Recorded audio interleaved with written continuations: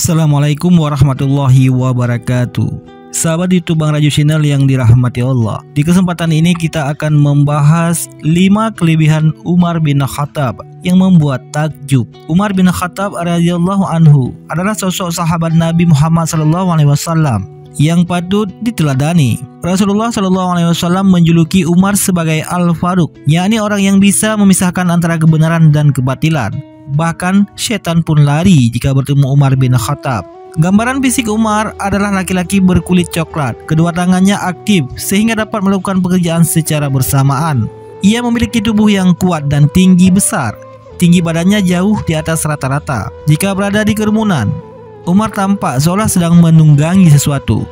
Ketika Umar diangkat menjadi khalifah menggantikan Abu Bakar As-Siddiq, kekuasaan Islam tumbuh pesat selama 10 tahun memimpin. Umar berhasil membebaskan negeri jajahan Romawi dan Persia serta merebut Baitul Maqdis, Palestina dari kekuasaan Romawi. Di balik keberhasilan menjabat sebagai khalifah sekaligus Amirul Mukminin, Umar memiliki karamah yang luar biasa. Ada 10 karamah, kelebihan dan kemuliaan yang Allah Subhanahu wa taala berikan kepada Umar bin Khattab. Berikut karamah tersebut. Yang pertama, berbicara dengan ahli kubur. Ibnu Abi Dunya meriwayatkan bab tentang kubur bahwa ketika Umar bin Khattab radhiyallahu anhu melewati pemakaman Baqi di Madinah, ia mengucapkan salam, "Semoga keselamatan dilimpahkan kepadamu, wahai para penghuni kubur. Aku kabarkan bahwa istri kalian sudah menikah lagi, rumah kalian sudah ditempati, kekayaan kalian sudah dibagi." Kemudian ada suara tanpa rupa menyahut, "Hai Umar bin Khattab, aku kabarkan juga bahwa kami telah mendapat balasan atas kewajiban yang telah kami lakukan, keuntungan atas harta yang telah kami dermakan, dan penyesalan atas kebaikan yang kami tinggalkan." Yang kedua dijuluki sebagai legenda.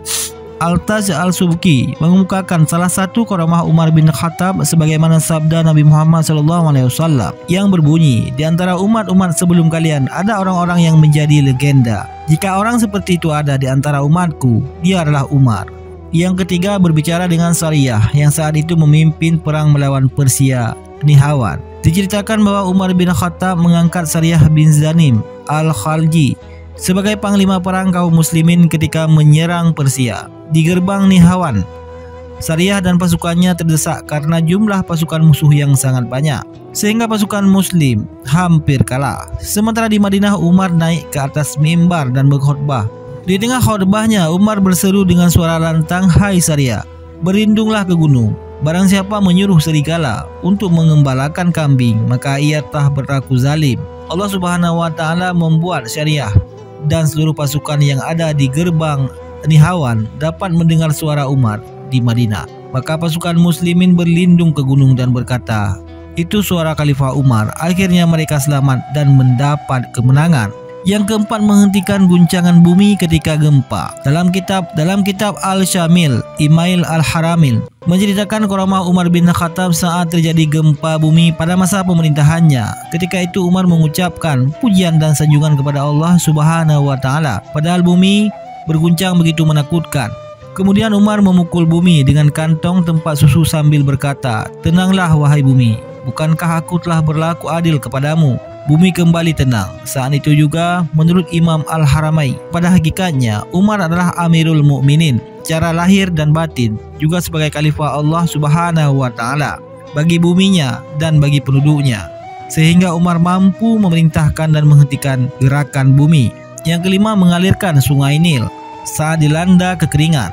Imam Al-Haramai mengemukakan ketika sungai Nil tidak mengalir, penduduk Mesir melakukan ritual jahiliyah dengan melemparkan seorang perawan ke dalam sungai tersebut setiap tahunnya. Penduduk Mesir melaporkan hal itu kepada Am bin As yang saat itu menjadi gubernur Mesir. Kemudian Am bin As berkata kepada mereka, "Sesungguhnya hal itu tidak boleh dilakukan karena Islam telah menghapus tradisi tersebut." Kala itu penduduk Mesir mengalami penderitaan selama 3 bulan karena mengeringnya sungai Nil. Am menuliskan surat kepada Umar bin Khattab untuk menceritakan peristiwa itu. Kemudian Umar membalas surat tersebut dan menyatakan, "Engkau benar bahwa Islam telah menghapus tradisi tersebut. Aku mengirim secari kertas untukmu.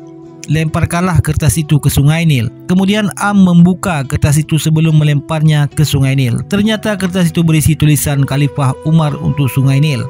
di Mesir yang menyatakan, jika kamu mengalir karena dirimu sendiri, maka jangan mengalir.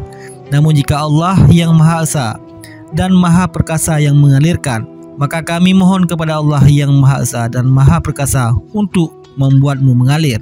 Kemudian Am melemparkan kertas itu ke sungai Nil. Sementara itu penduduk Mesir telah bersiap-siap pindah meninggalkan Mesir. Pagi harinya Allah Subhanahu wa taala mengalirkan sungai Nil 16 hasta dari semalam. Wallahu a'lam bishawab.